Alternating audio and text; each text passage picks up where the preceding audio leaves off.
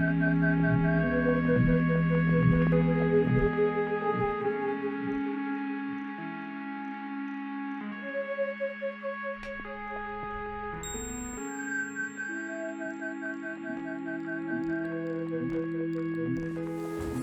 the 31st, 1937, 11:30 p.m. One needs resolution in these days to face a new year at all. Mine is to keep a journal for the year to come.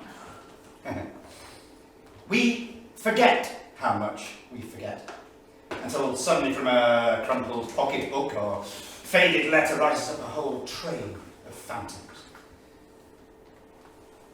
We seem face to face with a half-alien creature, not ourselves. These are his words, from his journal published the next year. F.L. Lucas, classicist, author, playwright, critic, Cambridge Fellow. Peter to his friends and his wife Prudence, known as Prudey. Prudey is with him on this train this year, young, vibrant, strong. And if we listen, we will hear her too. The test of a man's age is simple. Does he live more in the future than the past? He is still young. Equally in both, he is middle-aged. More in the past than in the future, he has grown old.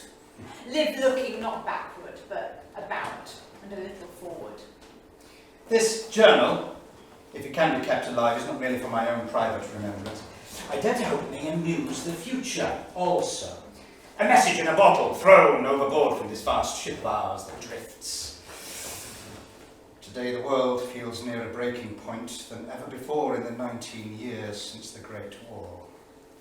1938 is not a happy-looking new year. The present may seem a little less painful if one tries to see it already as so much history. And history may seem a little less distant if we treat it as the present. Here we are, 28th of June. Peter, Prudence, you and me in Norway. Another trip, another train. Up to Tortegra in Jotunheim. Heavy snow. At the hotel, gazing unwarily at paintings for sale at the door, we were pounced on by the lurking artist, a German Dada painter whose works have incurred the honour of being exhibited in the Reich as specimens of degenerate art. As Dada fills my husband with only less loathing than Nazi policy, a good deal of dissimulation became necessary on his behalf. One of the best, though most laborious of days, lost for hours through endless scrub to the Tusvan, a miracle of gloomy wildness, troll-like peaks raked with ragged streamers of the storm. Over its crowning edge, an easy plunge down steep, deep snow, hundreds of feet in minutes. Under its fantastic crags, the bride's procession. Further on, a curiously different bridal procession on a lonely road. A disconsolate girl in bridal dress, a younger girl and two young men, all downcast. An enforced marriage? Or had the bridegroom never come? Further on, the gate of the little church, empty now, still decorated for the wedding with fir branches. Already they were beginning to droop. Train to Esbjerg. English faces. Before us loom the grey distances of the North Sea. Harwich, Cambridge. It's depressing that England on approach would suggest the backyard of a factory. One comes back to the Times newspaper. All talk of compromise in Spain plays into the hands of the warmongers. Suicides in Vienna are now 800 a month. The chief rabbi has been forced to stand outside a Jewish shop in that civilized city wearing a placard, "Boycott the Jews." The Bishop of Gloucester has been adorning the Times with justification of the persecution of Pastor Niemöller. The fellow dared to mention politics in his sermons. Even in this country, we do not like political sermons. No, of course, we simply adore letters from bishops in the Times. When my friends talk of the danger of fascism in England, sometimes I wonder. Peter has asked me to design the premiere of his GUDRUN play at the Stockport Garrick on November 10th. I open my Norway sketchbooks, the touch of a snowdrift, the cut of the wind. GUDRUN, heroine of the Laxdela, only woman with a saga in her name. I pass a girl from our street. What does she see passing me? A theatre designer? That odd sculptress who peers at me because she's very blind. I don't want to wear glasses.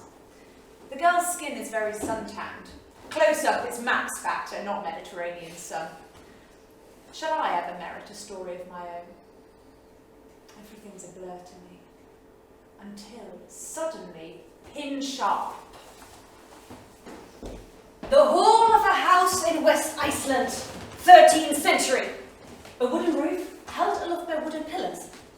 Around the walls, fixed bench, high carved seats. Through an open door, green meadow with haycocks newly mown. Kjartan enters.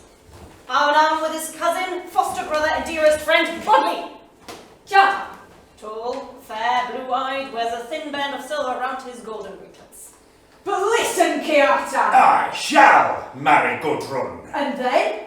And then live happily ever after, you croaking raven. Gudrun, raven hair falling over her shoulders, dark eyes, pale cheeks, and high cheekbones that add something haggard and untamed to her beauty. She wears a long, straight gown of black, silver bracelets and silver chains. You are going sailing, Bodley? To the world's end, Gudrun. He is going overseas. To Norway. With me. Why so suddenly? To win a princess. Her name? Her name? Gudrun. In a year, 2 at most, I shall be home. I'm over young to settle yet. A woman, Kjartan, is never over young.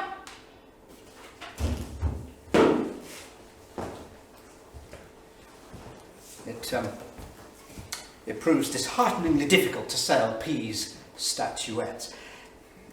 They are as bright as a May meadow in Chaucer.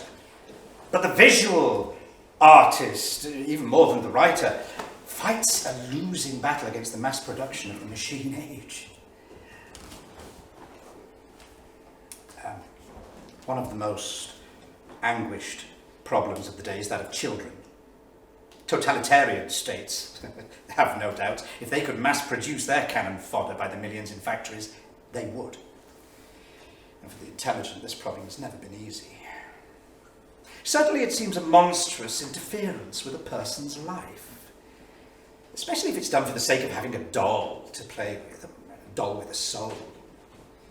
And now, in a world such as this,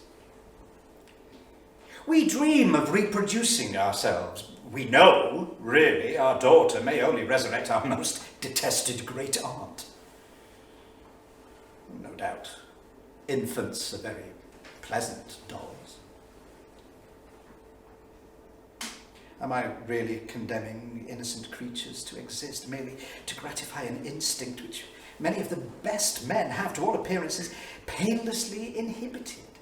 I mean, it's true, I'm thinking more of P, but though it is always more vital matter for women, who can say it's even essential for them? August 3rd. The Nazis expelled from the Burgenland 47 Jews. They spent 3 nights and 4 days wandering frontier forests. Then philanthropists in Prague and the Budapest put them on the tug Laertes, moored off the Hungarian shore of the Danube. And they are there still in utter want and misery, while rats eat the very clothes of their children. By day they're allowed on the shore, though never more than 100 yards from the boat. And each night they must return to their floating hell. All rage is time. If only the meek could once inherit the earth, it might become much healthier. A genius may die of the germs that a ruffian survives because he is less good at coping with bacilli. Good is useless unless we add good for what. Rereading Measure for Measure. So strange, this acceptance of the crass convention that once a girl gets a marriage line, she may be happy ever after. August 19th, renewed tension over Czechoslovakia. The human nervous system gets used to this like other poisons in increasing doses. I no longer lie awake over Czechoslovakia because of hope, but fatalism. I'm standing on the landing. It's a hot day for moving everything out of my room, yet I must have more space to work. This is a perfectly nice space without our bed in it. I can't stop when I'm not in the studio. I need to make it perfect. I need more light. A refugee's letter in the New Statesman gives a picture of exile in this New Europe. On June the 4th, he left Vienna for Belgium, was arrested and deported to Germany, arrested again, and spent 3 weeks in jail. With a new German passport, he reached Milan and was given 48 hours to leave Italy. By Zurich, he travelled to England, but was turned back at Dover and not even allowed to ring up friends in London. And from Calais, the police pushed him into Belgium. Rejected by the Belgians, he crept back over the French frontier and is now hiding illegally in France. September 4th. It's curious. The psychological effect of prolonged crisis. In the morning, I feel physically fresh. I feel a robust fatalism. In the afternoon, reading my regular 6 newspapers, growing rage and gloom. In the small hours, I wake as if I had a sack of concrete on my chest. Yet never autumn world dreamed more peacefully under its September sun. This afternoon, in the garden, a robin came and sat on your knee. September 5th. Leave stopped in the French army on the frontier.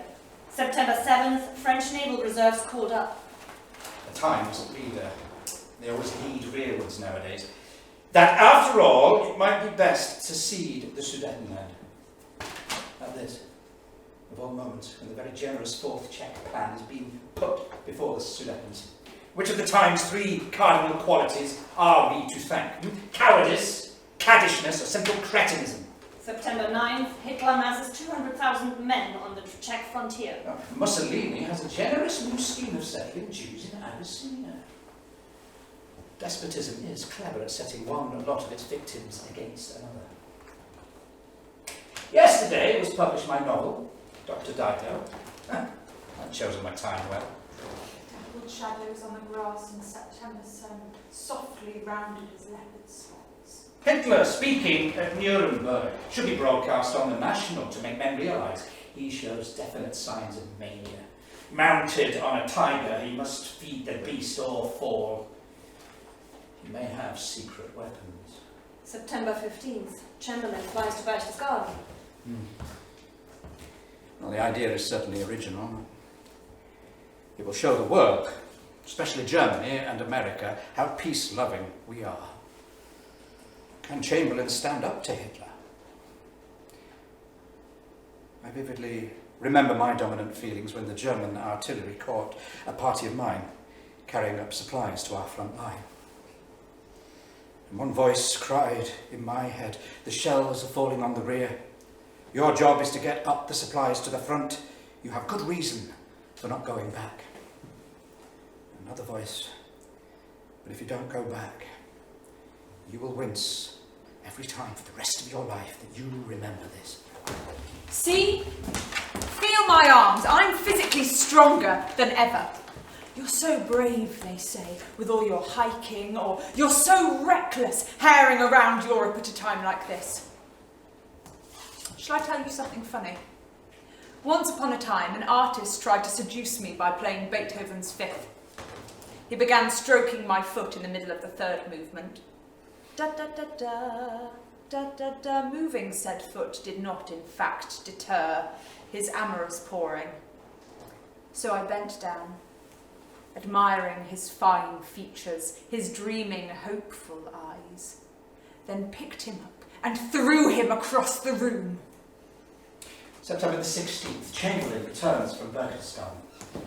A sickening sense the Czechs have been sold. September 17th. Yes, Czechoslovakia is sold. The Express has a leader of ecstatic turpitude. No more war. The press is nauseous. Gush in the Sunday Times about the Premier's heroic flight, as if infants in arms did not travel by aeroplane every day of the week. Did they think Hitler would eat him? Part of the Czech frontier to be ceded, with guarantees from us to defend the rest. Oh, who cares for our guarantees? September 20th. St. John's Wood. Rebellion from the barracks. Lying there in the grey of dawn. The sound sickened me with loathing for the barrack life to be fastened on the coming generation. He told me last night, as a young man, a boy soldier in the Somme, he carried a paper on which he had written verses from the GUDRUN saga. What did she mean to him, even then? How do I reach across time and space to touch her or him? In France, he said, under fire, one felt one's body as big a target as an elephant. Now lying in bed and imagining air raids, we seemed together the 20-mile radius of London. In the hall in Iceland. GUDRUN stands at the door. She's dressed in grey with a blue cloak and blue cloth about her hair. She stands with her hand to her eyes, peering into the dimmer light of the hall. Do not be tender with me, I'm not the child they think. The heart grows hard in the years of waiting, like the red sword, blades tempered with in the glacier stream. I have learned to suffer. One day I may teach him. Why have you left him? Why have you come back alone? Has he been false to you too? You are unjust, Gudrun. King Olaf holds him hostage for the lives of those who preach the faith of Christ this summer in Iceland. But for men there is always action. Fighting, sailing, feast and song. Well, a woman must sit and think, as I sit like an old hag beside the fire. You have suffered, Gudrun. Keep your pity. Why should I break my heart over him? There are more men in the world. Lyon, France, late last night. This morning we climbed the endless steps to the hilltop, where the old city with its Templar chapel gazes towards the menace from the east. Even here, Czechoslovakia haunted one. Up in the Vosges, 9 hours of unbroken forest, the profound silence of the trees. September 24th, the Czechs have mobilized. On the hill, 2 young men with bicycles, mobilization papers in their hands. Never more glorious sun from kindlier sky, we climbed back into the immemorial patience of the forests. Across the dusk of the Rhineland, we watched for the flash of guns. War or peace? Not a newspaper left. The newsagent lent us his own. An admirer of Chamberlain, eager for peace at any price. But who could blame him within gunshot of the Rhine? At dinner in our hotel, a charming young woman sat at our table. To the waitress, she quietly remarked, This is my first meal today. a schoolmistress evacuated that morning. In the last taxi available. From your school on the bank of the Rhine, your neighbours Obstinately ignored all warnings and now have no transport. I left in tears. It looks as if we would be meant to go on as we meant to Strasbourg. We sleep with packs ready and shoes inside the room. September 25th, Strasbourg. Reservists called up. The cathedral is packed for Mass. By one of the pillars, an old gentleman with tears running down his cheeks. As we stopped for citronade, we heard that the British fleet was mobilising, and Hitler had given the Czechs till 2. Decided to make for England. Lyon at midnight. It seems whole months since we were here. September 29th, London. Peter offered his services to the War Office. Hitler, Mussolini, Chamberlain, Daladier meet at Munich. The danger is probably over till the blackmailer's next demand. The sale of European decency is completed for 6 months' grace and disgrace for all eternity. The occupation of Czechoslovakia begins tomorrow. Sleep quietly in your bed, says the Prime Minister to the hysterical mob of London, cheering madly because cowardice has saved their skins, forgetful of the agony of Prague. Peace for our time, my God. After what seems an age, he opens the door. My God. Prudence, do you know what time it is? What are you wearing? What am I wearing? Well, it looks like a curtain. You don't make curtains out of chiffon, darling. It's orange chiffon, 4 yards. You can see right through it. I can feel right through it even so. I scrunch all this onto my shoulder here. Voila! A Greek tunic. And the fabric is so soft you just want to dance, to feel air on my breasts. I don't care what I look like. The truth is, the only part of my body I like is my long classical toes. I want to leap about in the nude all day and admire them. Czech broadcast ending, we bequeath the sorrows of the French and English peoples. Only 10 months since I went to a meeting of intellectuals called by Miss Eleanor Rathbone and Garrick, to see if something could be done to save Czechoslovakia. Alas, some of us were pacifists, some of us were this, some of us were that. Miss Rathbone herself was a better man than half of us. We could not agree, and now the poor Czechs have got to their fate. There's a nice girl I see every day on the road. I think I'm a bit gone on her. Waft of her perfume, and there she is, smiling as she swishes past. Makes me go a bit Beethoven's Fifth. This morning I ran after her, and poor thing bolted like a colt as I gave chase, cornering her behind the tea shop. Excuse me, but you look like a sleeping Madonna. I hear myself say, your hair is so pretty, apart from the curly grips and glasses. Did I say that out loud? October 8th, the International Commission for the Czech Frontiers. Moving point after point, the German demands Mr. Chamberlain fishes. Pontius Pilate can wash his hands in the nearest trout stream. 800,000 Czechs now handed to Germany. And for once, Dr. Goebbels speaks the truth. God is not only with the big battalions, he's with the better nerves. A terrible flash of light and a sound like the crack of doom. I wake up on the floor and the house is moving. Am I dreaming? Is the house filled with smoke, or is it night time? For the briefest moment, the whispering of bodies covered in dust, the corpses all excited, talking with each other, like a party of those who do not realise they are dead. If a bomb did fall, 2 treasures I'd save: my Helena Rubinstein apple blossom skin fragrance, and my precious novel. Save my skin, and all my thoughts. I can't bear to think of my words being blown away. October 11th, Cambridge. Michaelmas term. Michaelmas daisies! Yellowing hags of trees, grass green as youth. Men are still going blind from being gassed in the last war. The world is going to need all of its courage. Luckily, one can always die. I often think it is not the least of the virtues of a car that the fumes of its exhaust will convey one so smoothly down to the shores of the Styx. None of us know in these days when you may not need to be carried out of the world as well as through it. Digging in the garden.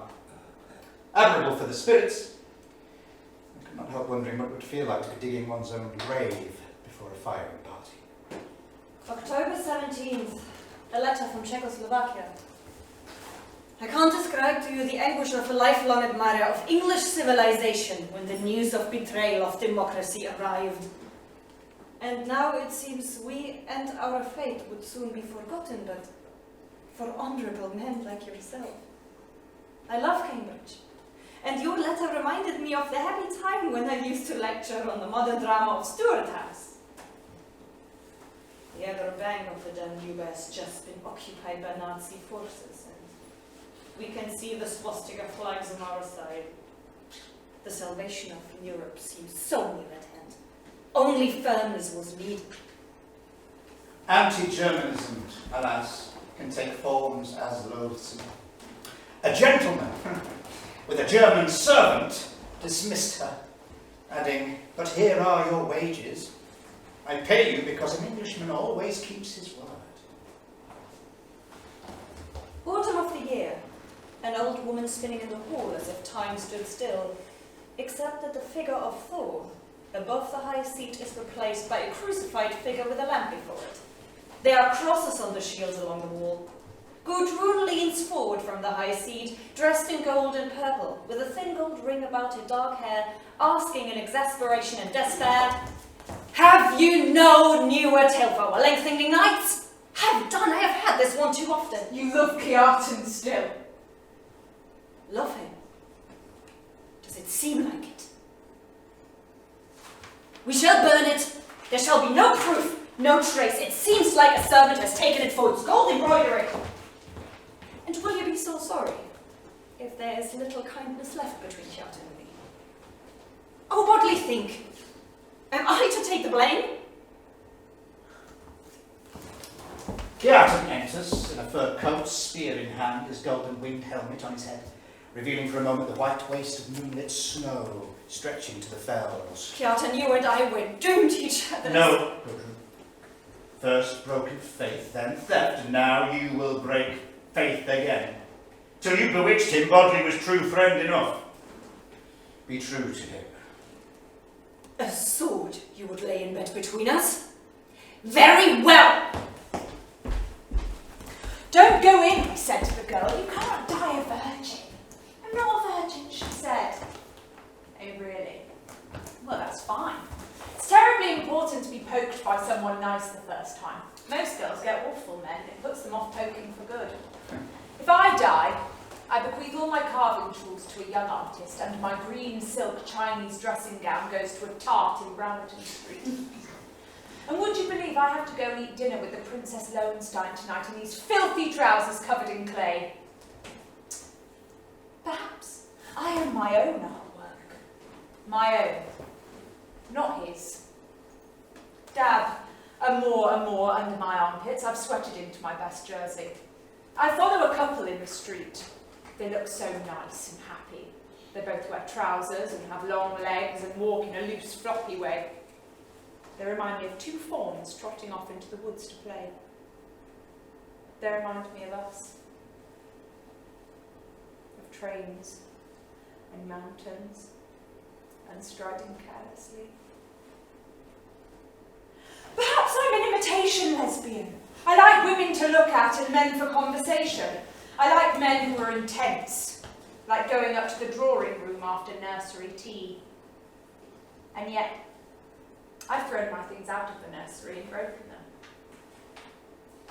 Sir Arnold Wilson is a strange psychological type, vital for the understanding of our age. The pure and fascinating. The Germans are exactly like a similar group of English boys. In Germany, pornographic literature has almost disappeared. I believe their crawls a very deadly danger in the grass, saying a well-intentioned man, as busy doing good turns as a super boy scout, becomes a power of darkness. Anything opposed to Moscow is for him on the side of angels. The new cabinet contains no less than 7 noble peers. Since Munich, Czechoslovakia has lost 5 million of a population of 15 million. I'm so glad to have caught you. Are you busy now? We can have a coffee, a good long walk. Are you happy? Oh, do you still do charming, ridiculous things?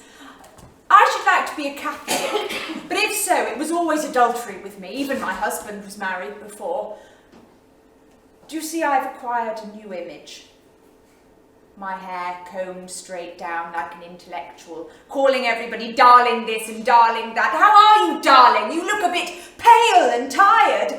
How exciting! Speaking with you like this, it's heaven! Would you like a cigarette, darling? The crisis seems to have filled the world with nervous breakdowns. Or perhaps the crisis itself is only one more nervous breakdown of a world driven by the killing pace of modern life in competition to ever acuter neurasthenia. Now it has happened at my own hearth.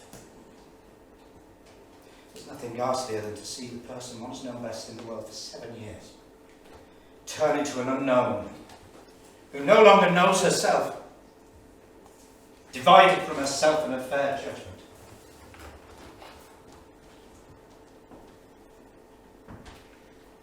Silently GUDRUN enters the hall, in red gown and headcloth. GUDRUN, you're here. After the fight, Montgomery. A brave day's work, Bodley. I have spun 12 ells of wool, and you have slain Kjartan Olafsson. You, who would be happy if it were I lying dead, and Kjartan standing here looking in your eyes. Better still if all 3 of us were dead. Oh, Kjartan. Kjartan. Bright hair I used to kiss. November the 11th. Last night I saw my Icelandic tragedy of GUDRUN admirably done by Stockport and Garrick. Too much real tragedy is threatening now for me to enjoy my own make-believe. Armistice Day is suitably celebrated by news of a pogrom in Germany. Most of the important synagogues have been burnt, more than £1 million worth of damage in Berlin alone, and over 20 Jews driven to suicide in Vienna. Old men were pushed off their feet, kicked on the ground, driven on again, while middle-class mothers held up their children to watch. I'm wearing scarlet dungarees with my hair in a handkerchief. My bedroom will be blue and red. I want to get it painted while he's away. You might as well know I'm now going about with a set of theatricals. I don't want to depress you, darling. I've had enough. There's only so much one can take. Men should have 2 girlfriends, one for sex and one to talk to. I suppose you have to work out which one is you. It's time to leave for the theatre, darken my lashes, spot of apple blossom behind the ears. The truth is, I feel awful being promiscuous, and sometimes searching for myself in the mirror. I don't know which one of these women I am. Oh, one day I'll live alone with a cat. The horror of nervous breakdowns is the way in which the person dearest to hitherto becomes the most hateful in this new personality, this changeling, this sick usurper that has become dictator in the stricken brain. It is one thing to read of a change of personality, another thing to watch it. I understand now the stories of women stolen by the fairies, as she slept beneath an elder tree. And so she slept the morning through, until the day to even drew. But when she woke, ah me, the change! Strange were her words, her actions strange. They bear her to her couch at last, and thereby force they hold her fast. But she crieth what no man understands, and will up and away from their holding hands. Straight to the king they brought the word. 'Twas the sorriest tidings ever he heard. He looked on the queen right woefully and spake, Sweetheart, what aileth thee? November 22nd. One tries to think what far worse things are being suffered in the world while one lives at least physically secure. But grief is a hideous egoist, poisonous as an adder and as death. I have not thought till now that when Ophelia mourns thus for her Hamlet's distraction, her own fate, poor child, is so soon to be the same. When Shakespeare drew Ophelia, he knew more of human nature than I guessed. And so did Lady Macbeth. P, too, now walks in her sleep. The servants next door have seen her in the dawn. The hall in Iceland, an hour before dawn the next autumn. The setting moon nearly full shines through the rounded window. An image of a virgin with her child above the high seat at the back with a lamp before it. Outside, there is a sound of horses. Within, men servants are rising from the tables. A cock crows. GUDRUN enters in dark, a blue scarf about her neck. She is with child. I see without warning, so clearly as if they were thrown on a screen in the darkness, pictures of some place where we have travelled together. Long acres of the Dolomites, still covered with rusty barbed wire from the war. A sweeping gale off the Atlantic, the coast of Clare, a moment's brightness. Leaving only a sense that the past is doubly dead. Hitler in Sudetenland.